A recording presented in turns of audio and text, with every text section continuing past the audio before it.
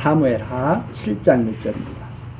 여호와께서 사방의 모든 대적을 파하사 왕으로 궁에 평안히 거하게 하신 때에 왕이 선지자 나단에게 이르되 볼지어다 나는 백향목 궁에 거하거늘 하나님의 궤는 휘장 가운데에 있도다.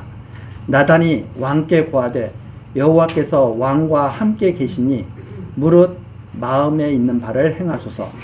그 밤에 여호와의 말씀이 나단에게 임하여 가라사대 가서 내 종 다윗에게 말하기를 여호와의 말씀이 네가 나를 위하여 나의 거할 집을 건축하겠느냐. 내가 이스라엘 자손을 애굽에서 인도하여 내던 날부터 오늘날까지 집에 거하지 아니하고 장막과 휘막에 거하며 행하였나니 무릇 이스라엘 자손으로 더불어 행하는 곳에서 내가 내 백성 이스라엘을 먹이라고 명한 이스라엘 어느 지파에게 내가 말하기를 너희가 어찌하여 나를 위하여 백향목집을 건축하지 아니하였느냐고 말하였느냐. 그러므로 이제 내 종 다윗에게 이처럼 말하라. 만군의 여호와께서 이처럼 말씀하시기를 내가 너를 목장 곧 양을 따르는 데서 취하여 내 백성 이스라엘의 주권자를 삼고 네가 어디를 가든지 내가 너와 함께 있어 네 모든 대적을 네 앞에서 멸하였은즉 세상에서 존귀한 자의 이름같이 네 이름을 존귀케 만들어 주리라. 우선 9절 말씀까지 읽어드렸습니다. 이 7장 이 말씀은 영원한 다윗 왕가를 세워주실 것을 약속하시는 하나님의 그 말씀이 여기 기록되어 있습니다. 다윗이 다윗 왕가를 세우는 것이 아니라 하나님께서 다윗 왕가를 세우시고 하나님께서 그 다윗 왕가를 영원케 하신다고 하는 것을 말씀하시는 그 내용입니다. 그래서 이 7장 이 내용을 우리가 잘 살펴보면 우리 신앙에 많은 그런 유익이 있으리라고 생각을 합니다. 자, 7장 1절 우리 전 시간에 이 앞부분 좀 살피다가 마쳤는데 제가 다시 처음부터 이 7장 내용 처음부터 다시 한번 하나씩 살펴나가겠습니다. 여호와께서 사방의 모든 대적을 파하셨다. 싸운 것은 분명히 다윗 왕이 싸운 것 같죠. 그러나 다윗 왕 앞서서 여호와께서 파하신 것이다. 그래서 왕으로 궁에 평안히 거하게 하신 때 다윗 왕이 지금 그 두로 왕의 호의로 왕궁을 짓고 평안히 다윗 궁에 이렇게 거하게 된 것은 그건 하나님께서 하게 하신 일이다.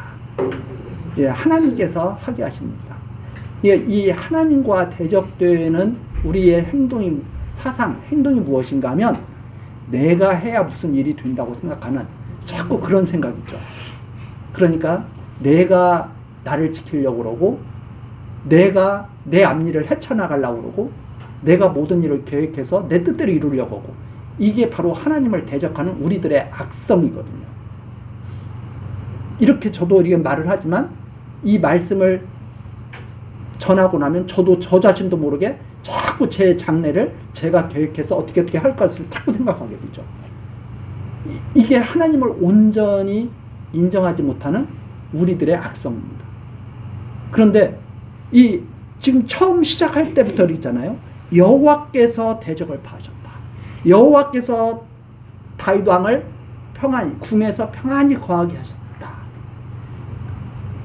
그러면 마땅히 우리들이 생각해야 할 것은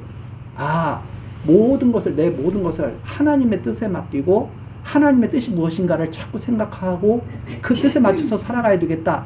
이렇게 생각하는 것이 우리가 사실은 마땅할 일 같은데 이걸 잘못 생각하는 거죠.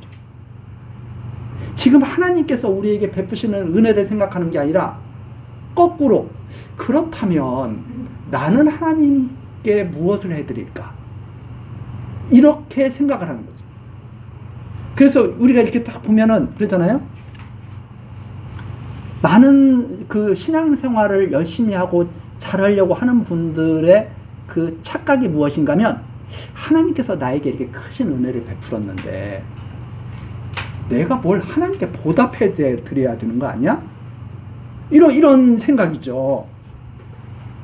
이게 참 좋은 생각인 것 같지만 그게 바로 하나님의 은혜를 제대로 알지 못했을 때 자꾸 하게 되는, 하나님이 어떤 분인지를 몰랐을 때 자꾸 하게 되는.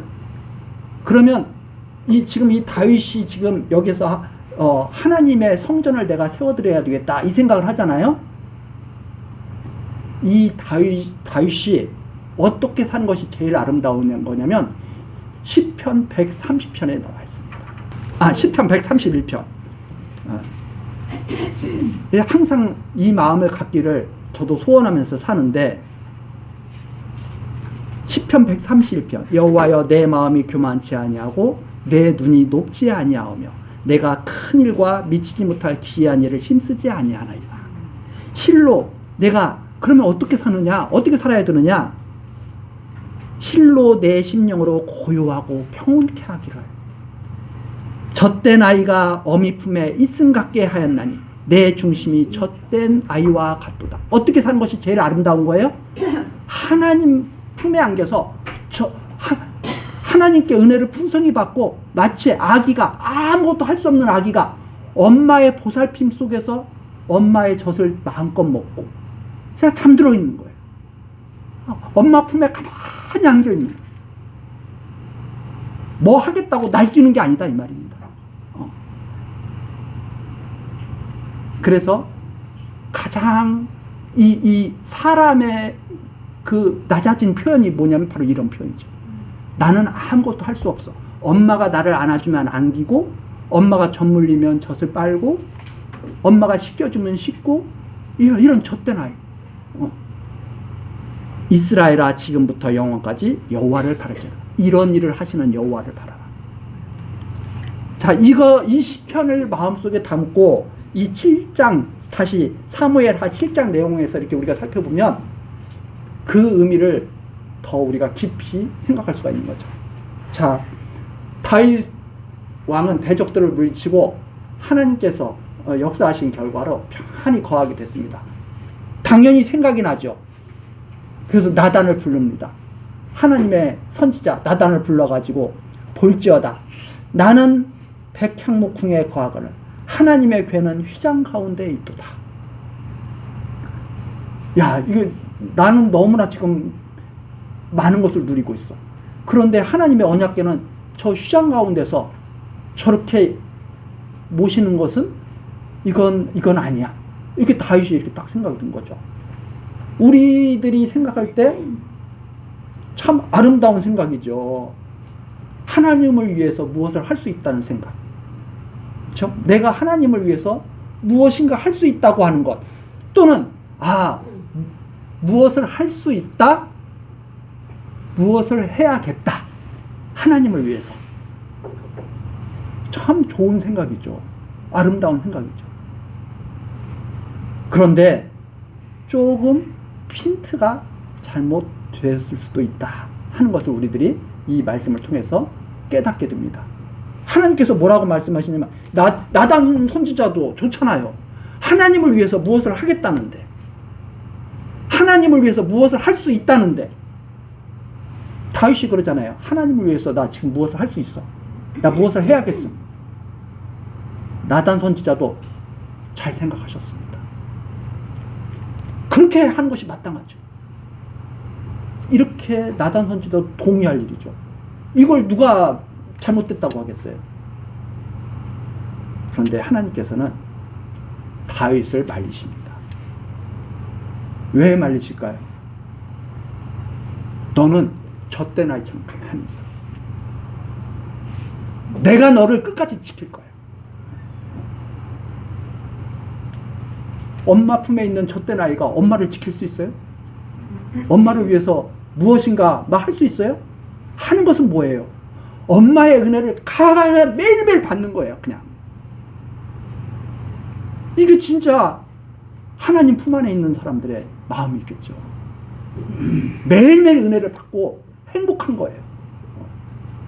이게 하나의 큰 우리에게 하나님의 사랑으로 다가옵니다. 나단 선지자가 그렇게 말하죠. 하나님께서 왕과 함께 계시지 않습니까? 마음에 있는 바를 행하소서. 이렇게 나단 선지자가 말했으면 하나님께서 나단 선지자에게 그래 격려 잘해줬어. 역시 너는 선지자 역할을 제대로 해. 이렇게 말씀하시는 것이 아니라 하나님께서 뭐라고 말씀하시냐면 나단 선지자 너는 내 뜻을 바르게 전해야지. 너가 선지자라면 내 뜻을 바르게 전해줘야지 해서 나단 선지자에게 나타나신 거예요. 그래서 우리가 이런 내용들을 우리가 매일 읽고 하지만 제가 왜 이렇게 좀 이야기식으로 이렇게 풀어드리냐면 하나님의 그 심정을 우리가 이해를 해야 되는 거죠. 하나님께서 우리에게 무엇을 원하시는지. 그래서 이렇게 하는 거죠. 그 밤에 여호와의 말씀이 나단에게 임하여 가라사대 다윗에게 하나님의 뜻을 잘 전해야 된단 말이죠. 이게 선지자가 해야 할 일이 아닙니까? 가서 내 종 다윗에게 말하기를 여호와의 말씀이 네가 나를 위하여 나의 거할 집을 건축하겠느냐? 야, 너가 나의 거할 집을 건축하려고 그랬어? 이런 말씀이 아닙니다. 야, 참 고맙다. 이런 뜻을 가지고 하신 말씀이 아니라 이게 어떤 말씀이냐면 너는 할 수 없어.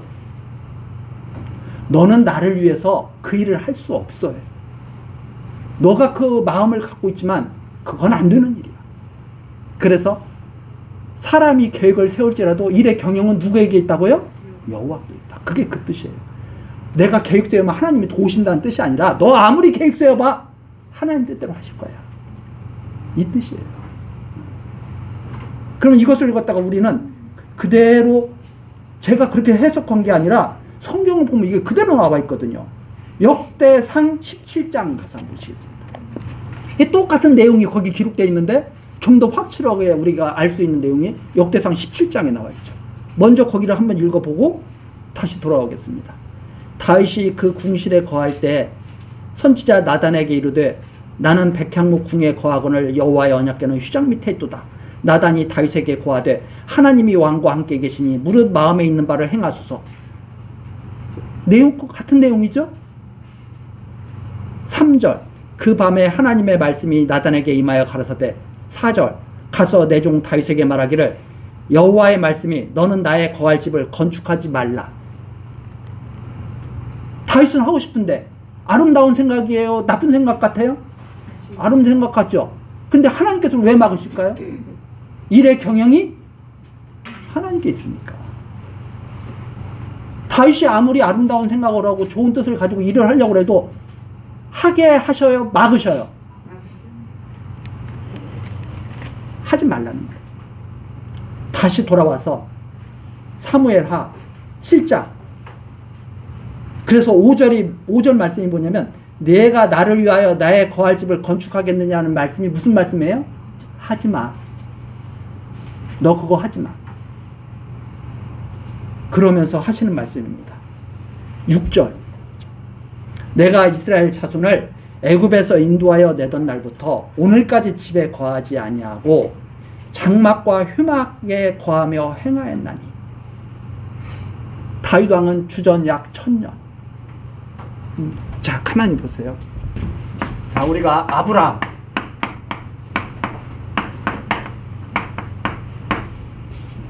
모세 다윗 이 아브라함부터 예수님 오시기 약 2000년 전 모세가 약 1500년 전 다윗이 약 1000년 전이거든요. 쉽게 우리가 기억하기 위해서 딱 500년 어간에 이렇게 딱 이루어지는 거거든요. 아브라함에게 내 백성이 애굽에서 몇 년간 종살이 해야 돼요? 약 400년 종살이 해야 돼요.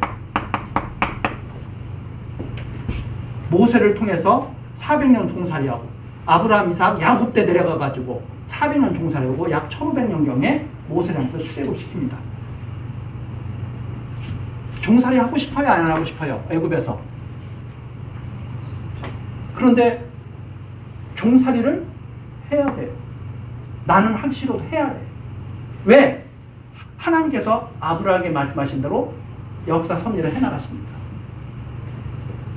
그걸 통해서 우리 보고 야 종살이 하지 말고 거기서 빨리 벗어나 이걸 배우는 게 아니라 하나님께서 온 세상을 경영하시고 주관하시는 하나님이 살아계신 것을 배워야 된다 이 말입니다. 이거 우리가 이 세상을 살아나가는 것이 하나님을 배우기 위해서 이 세상을 살아나가는 것이지 종살이에서 벗어나기 위해서 살아나는 것이 아니랍니다. 근데 많은 사람들은 어떤 계획을 세워요?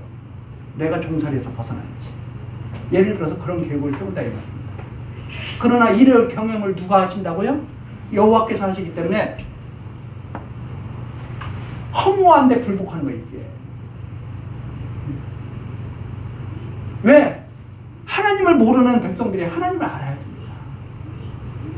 그래서 하나님의 아들들이 로마서에서 하나님의 아들들이 나타나기를 원한다는 것이 무엇인가 하면 이 온 모든 세상이 지금 고통 가운데 살면서 하나님의 아들들이 나타나기를 고대한다는 뜻이 무엇인가 하면 이 하나님의 뜻을 통해서 하나님의 아들들이 살아계신 하나님을 믿는 아들들이 나타나야 된다. 그때까지 하나님은 이 역사 섭리를 쉬지 않고 해나가실 겁니다. 자, 그렇게 해서 삽니다. 때가 되니까 모세가 갔습니까? 여호와께서 보내셨습니까? 여호와께서 보내신 모세가 애굽에 가서 내죠. 그리고선 다윗이 왕이 됐습니다. 아브라함, 이삭, 야곱이 하나님께 돌아갈 때 예언했죠. 유다에게서 왕의 홀에 떠나지 않더라고요. 유다는 사자와 같다. 유다 지파의 왕이 세워집니다. 출애굽 해가지고 모세에게 성막을 만들라고 명하신 하나님께서 지금까지 약 500년 동안 휴장 가운데서 때로는 블레셋에게 이스라엘이 그 회를 빼앗기기까지 하면서 그러나 하나님께서는 끝까지 역사하셔서 이스라엘과 함께 하신 거죠. 지금 그래서 약 500년 동안 하나님의 언약궤는 휴장 가운데서 이렇게 있었던 거예요. 500년 동안.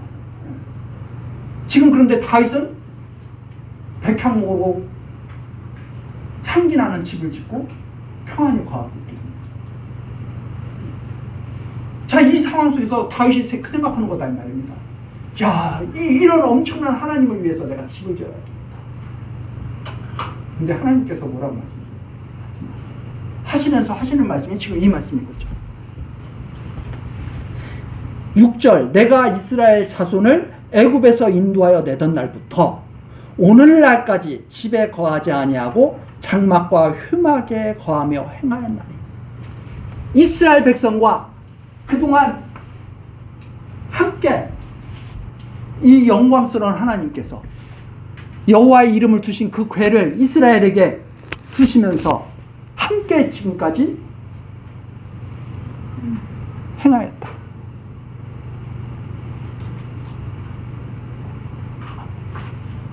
어떻게? 인간들이 엄청난 무슨 뭐 집을 드린 것도 아니고 그냥 휴장 가운데서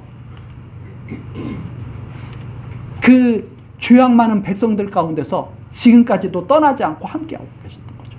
이스라엘 백성이 여기서부터 여기까지 참 거룩하게 살았습니까? 항상 하나님을 배반하고 회방하면서 살아왔는데도 변함없이 함께 했던 거죠. 낮아지신 모습으로 그 죄악 가운데 있었던 이스라엘 백성과 함께 지금까지 지내오신 거죠. 그 백성이 엄청나게 거룩한 백성이었다면 조금 유한이 됐을지도 모르지만 안타깝게도 그 백성은 하나님께서 저것들 싹 쓸어버리니까 모세에게 말씀하실 정도로 패역한 백성이죠. 함께 하셨다.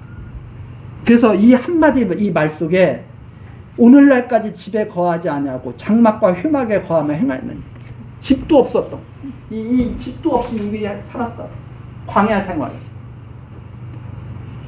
그 목이 곧았던 그 패역했던 이스라엘과 함께 얼마나 하나님이 낮아지셨으면 그 영광스러운 하나님께서 얼마나 낮아지셨으면. 그래서 이 성막은 장차 우리들 중에 함께 하실 예수 그리스도에 대한 예표가 되는 거죠. 지금 하나님이 그 말씀을 하시는 거예요. 그래서 7절입니다. 완전히 인간의 수준으로 낮아지신 이 하나님께서 하시는 말씀 7절, 무릇 이스라엘 자손으로 더불어 행하는 곳에서 내가 내 백성 이스라엘을 먹이라고 명한. 그러면서 하나님께서는 계속 이스라엘을 보살피시면서 먹이시면서 그리고 같이 오셨는데, 내가 내 백성 이스라엘을 먹이라고 명한 이스라엘 어느 지파에게 내가 말하기를 너희가 어찌하여 나를 위하여 백향목집을 건축하지 아니하였느냐고 말하였느냐. 야, 왜 나를 위해 살지 않아? 왜 나를 위할지 몰라? 왜 나를 위해서 너희들 희생할지도 모르고 살지도 않아? 어느 지파에게 그렇게 말했느냐 이 말입니다. 자, 광야 생활에서 하나님의 언약궤를 맡고 성막을 맡은 지파가 어느 지파예요? 레위 지파. 레위 지파에게도 그렇게 말씀하시지 않았다. 누가 제일 그 일을 생각해야 될 것 같아요? 레위 지파가 제일 먼저 생각해야 될 것 같죠. 하나님께서 언제 나를 위해서 너희들 보고 일어나고 내가 언제 말했어? 이게 하나님이 하신 말씀입니다. 이 말씀을 이해를 더 깊이 조금 해보기 위해서 우리가 이번에는 로마서로 가서 한번 보겠습니다. 로마서 11장 33절. 깊도다 하나님의 지혜와 지식에 부요하며 그의 판단은 측량치 못할 것이며 그의 길은 찾지 못할 것이로다. 완전히 하나님께 속했다 이 말입니다. 모든 게. 그러면서 34절 나오죠. 누가 주의 마음을 알았느냐.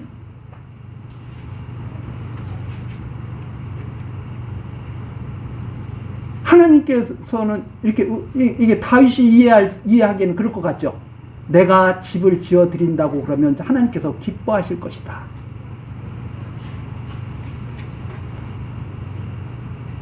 그런데 하나님께서는 기뻐하시는 것이 아니라 오히려 뭐라고 그러죠? 내가 언제 나를 위해서 살라고 그랬어? 이 말씀이시죠. 이 말을 잘 이해를 해야 돼요.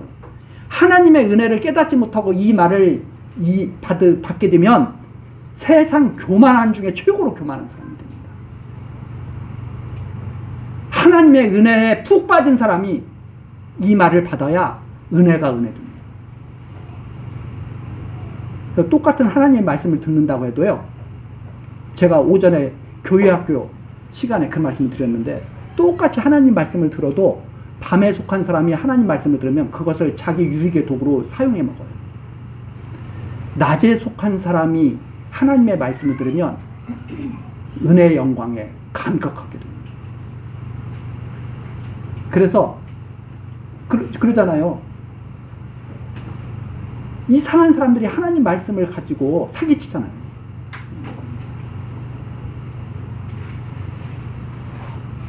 어디에 속했느냐가 중요합니다. 하나님께서 빛을 비춰주셨느냐, 비춰주지 않으셨느냐.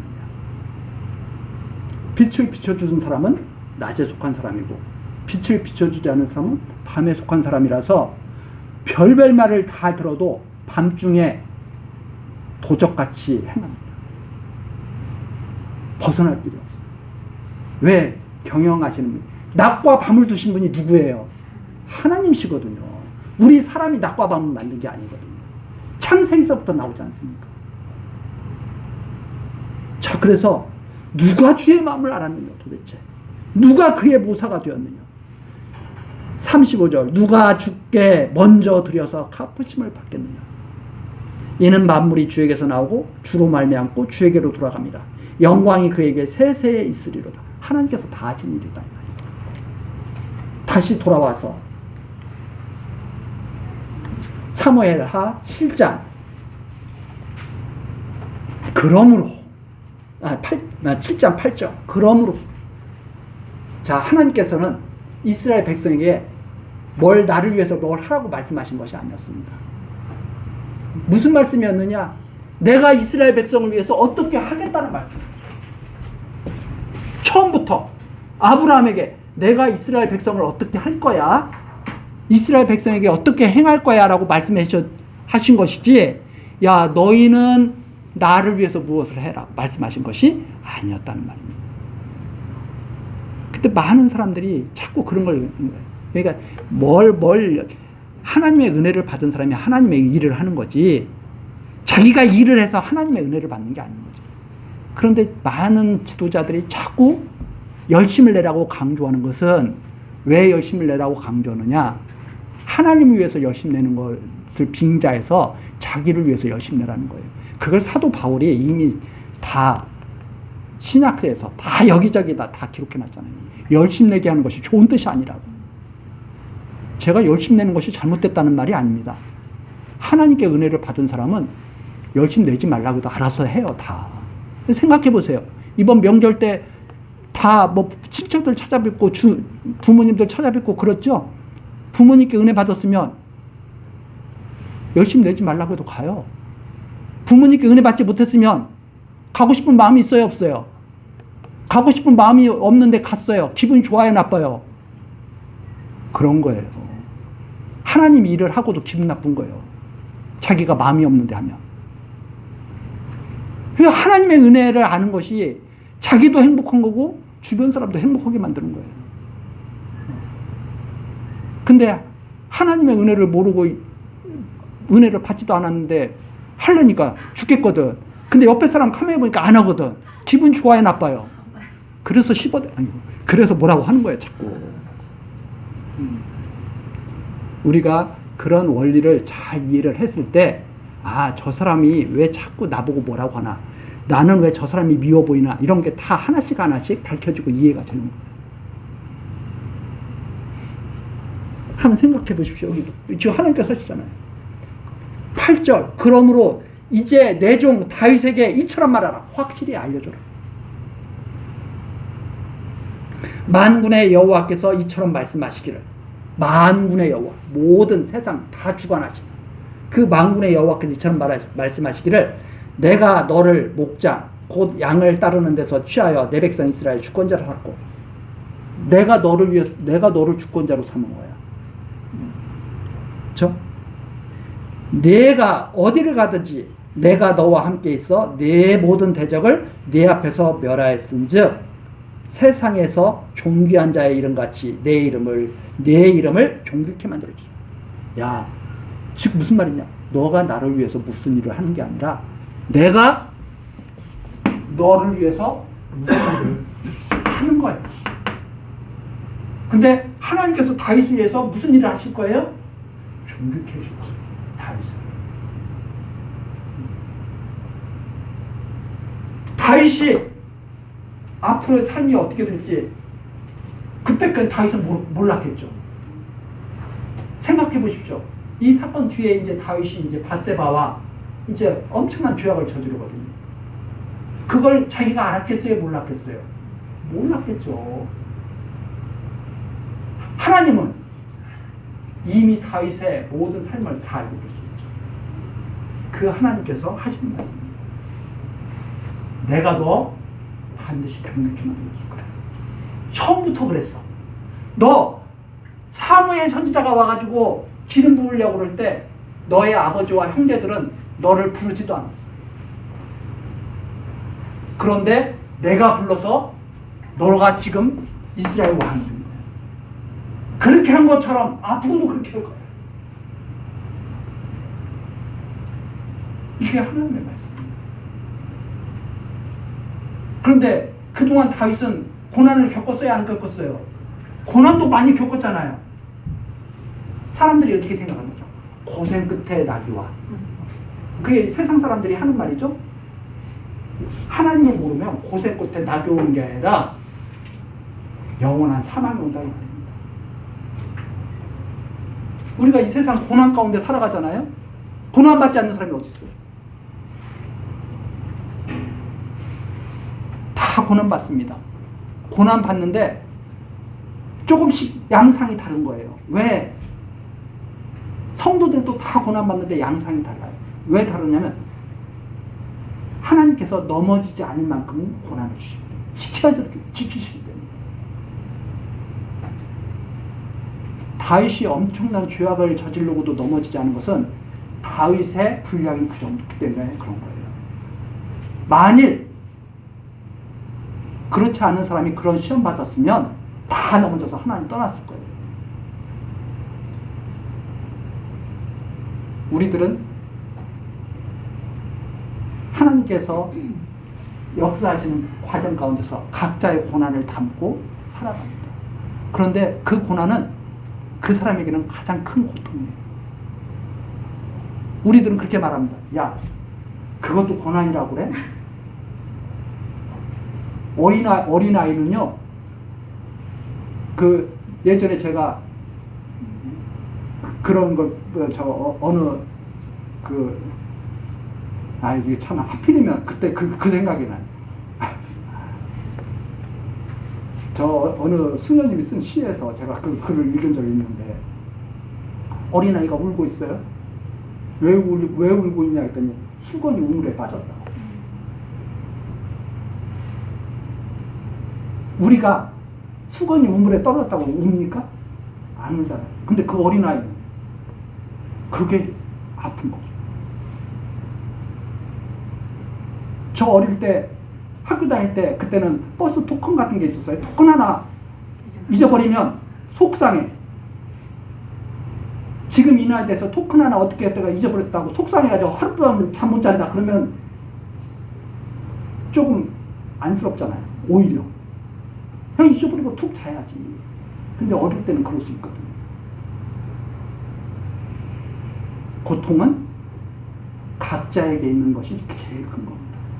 그런데 함부로 야 그까짓 가지고 왜 그래 이렇게 말하는 것은 안 되는 거죠. 자기가 그럴 때를 생각해서 봐야죠. 그래서 모든 사람은 경제적으로 어려운 사람도 있고 육체적으로 연약해서 어려운 사람도 있고 뭐 관계가 안 좋아서 어려운 사람도 있고 여러 가지 어려움이 있죠. 하나님이 믿어지지 않아서 믿고 싶은데 믿어지지 않아서 고통하는 사람도 있을 수도 있고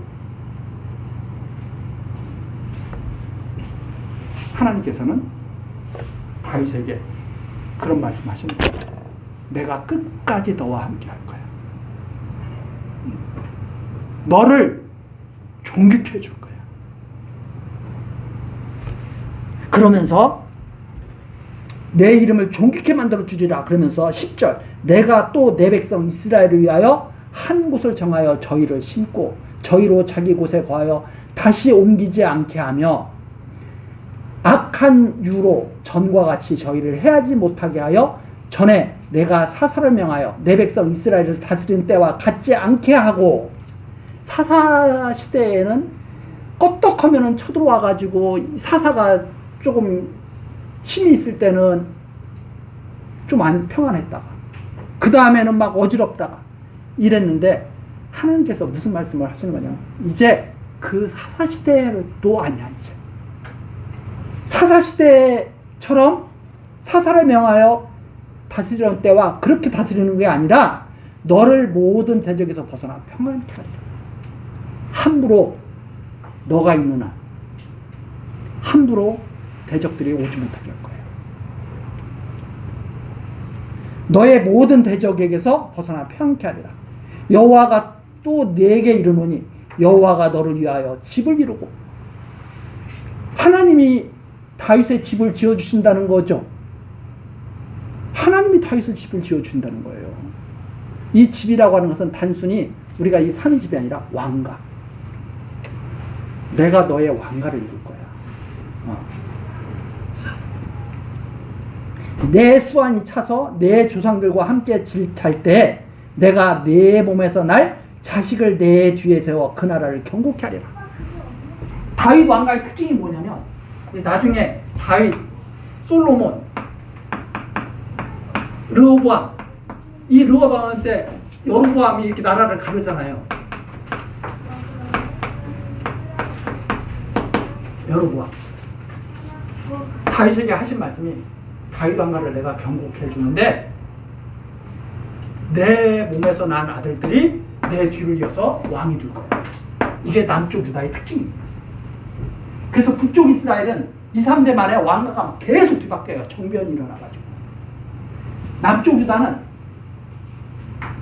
어려운 중에도 아들 해서 바벨론에게 망할 때까지, 하나님이 정하신 그때까지 계속 다윗의 자손들이 왕가를 지키게 됩니다. 하나님께서 하신 일이에요. 위에는 2, 3대만 지나면 그냥 밑에 있던 사람들이 다 반란 일으켜가지고 죽이고 왕자 찾아. 이게 이스라엘 백성들이지만, 다 이스라엘 백성들이지만, 하나님께서 이것을 보여주시는 것은 내가 다윗 왕가를 세우는 여호와 하나님이라는 사실을 깨닫게 하기 위해서 이걸 지키시는 거예요.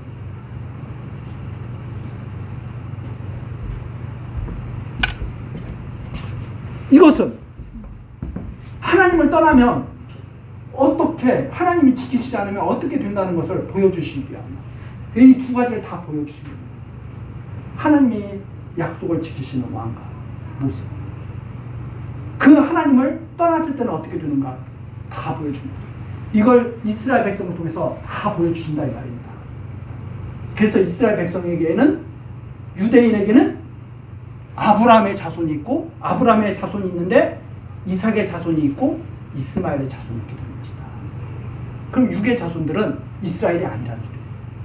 그것을 그림자적으로 보여주는 겁니다. 이걸 통해서 나중에 그리스도를 통해서 교회를 이루실 거고, 그 교회에는 알곡이 있을 것이고, 그 교회 안에는 가라지가 있을 것을 보여주시는 그 역사 섭리의 그림자가 이 안에 다 담겨.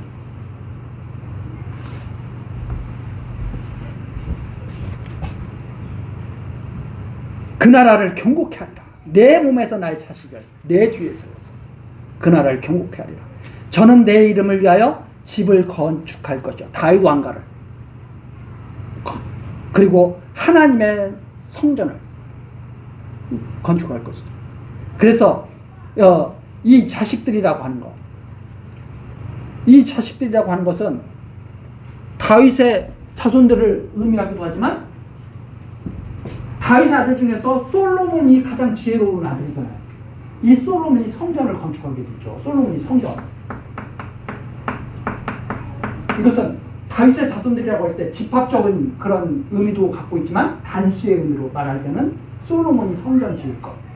그러면 이것은 아브라함과 다윗의 자손으로 오실 참 지혜자.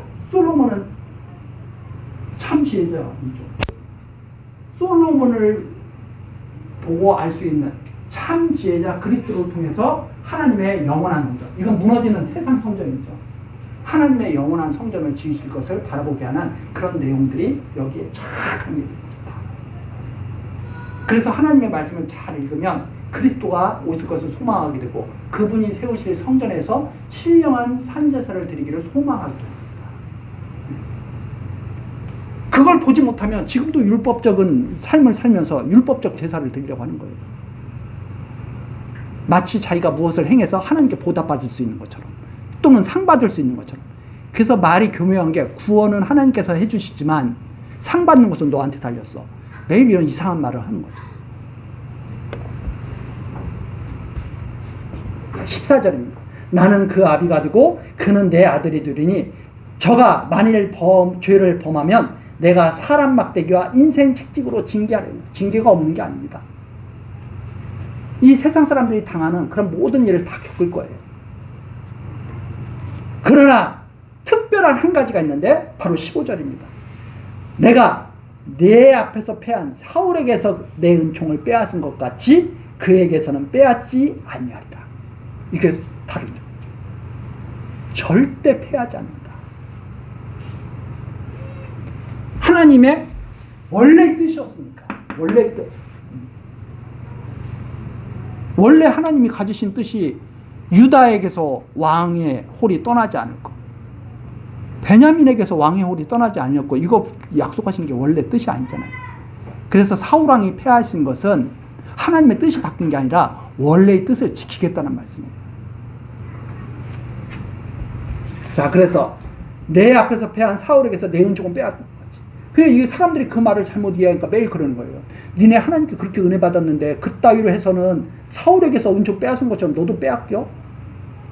그리스도 안에 있는 자에게 그 말이 합당하지가 않은 말이다. 하는 말입니다. 그리스도 안에 있는 자들은, 아브라함과 다윗의 자손으로 오신 그리스도 안에 있는 자들은 바로 이 말이에요. 내가 내 앞에서 패한 사울에게서 내 은총을 빼앗은 것 같이 그에게서는 빼앗지 않으리라. 하나님의 은총을 절대 빼앗아갈 자가 아무도 없는 겁니다. 내 집과 내 나라가 내 앞에서 영원히 보존되고 내 위가 영원히 견고하리라 하셨다 하라. 나단이 이 모든 말씀과 이 모든 묵시대로 다윗에게 구하리라. 이게 하나님의 뜻입니다.